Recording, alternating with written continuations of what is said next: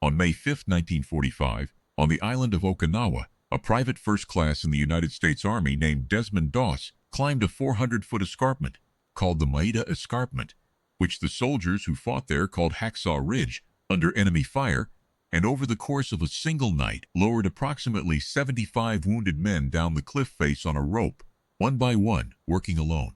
He had no weapon. He had a rope, a medical kit, and a prayer he said for each man as he lowered him. Lord, help me get one more.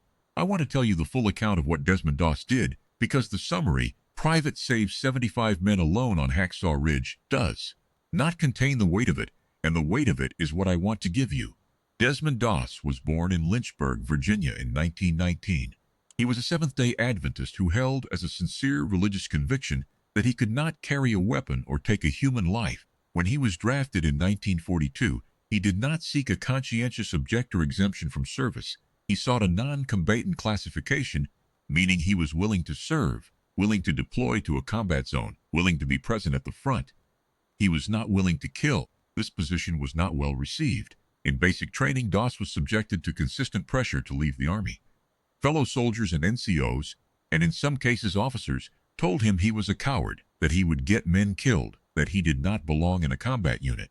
He was assigned to the 307th Infantry Regiment, 77th Infantry Division, and the men around him, by multiple accounts, were not pleased. Requests were filed to have him transferred out or discharged. His commanding officer, Captain Jack Glover, reportedly told him he did not want Doss in his company, and that he would do everything he could to get rid of him.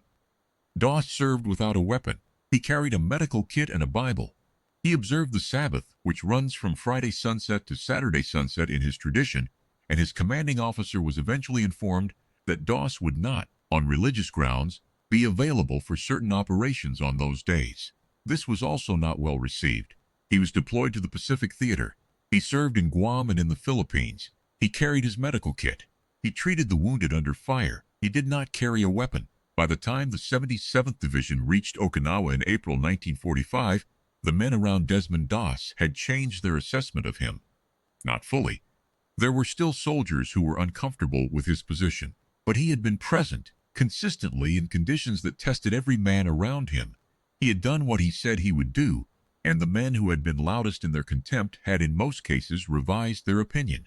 On April 29, 1945, the 77th Division was tasked with assaulting the Maeda Escarpment, the flat-top plateau that dominates the southern Okinawa landscape and that the Japanese had fortified with an extensive network of tunnels, bunkers, and overlapping fields of fire.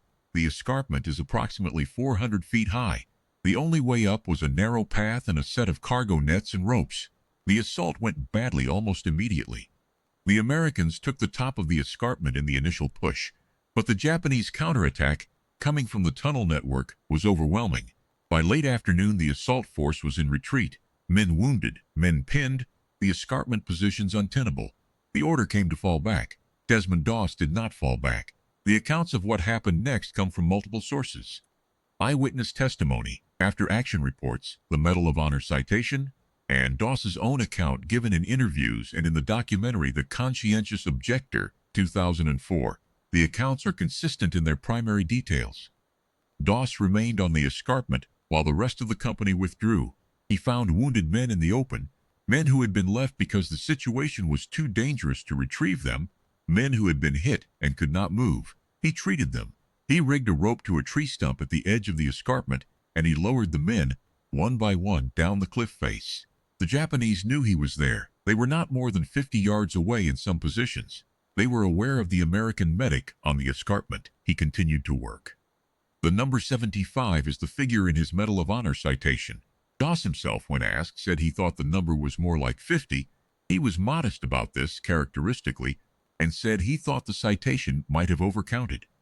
Military historians have generally credited both numbers as within range of the documented evidence, with the acknowledged uncertainty that comes from a chaotic night on a contested ridge. Whether the number was 50 or 75, it was one man, with a rope and a medical kit, working through an Okinawa night, while the Japanese were 50 yards away, lowering the wounded off a 400-foot cliff. After each man was lowered, Doss would say a prayer and go back for another. Lord, help me get one more. Then he would go back. He did this through the night.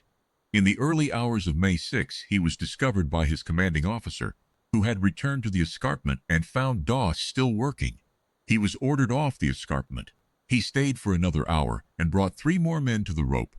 In the fighting on Okinawa that followed, Doss was wounded multiple times. On May 21, 1945, he was hit by a grenade fragment and waited 5 hours for treatment, repeatedly sending other medics to treat more critical cases before treating himself. When a litter team finally came for him, he saw a more seriously wounded soldier and gave up his place on the litter, crawling 300 yards under fire on a broken arm. He was evacuated. He was hit again in the arm by a sniper's bullet while being carried out. Desmond Doss received the Medal of Honor on October 12, 1945. President Harry Truman personally placed the medal around his neck and said, "It is reported, I'm more honored to meet you than you are to receive this." The citation reads in part, "Through his outstanding bravery and unflinching determination in the face of desperately dangerous conditions, Privet Doss saved the lives of many soldiers. His name became a symbol throughout the 77th Infantry Division for outstanding gallantry far above and beyond the call of duty."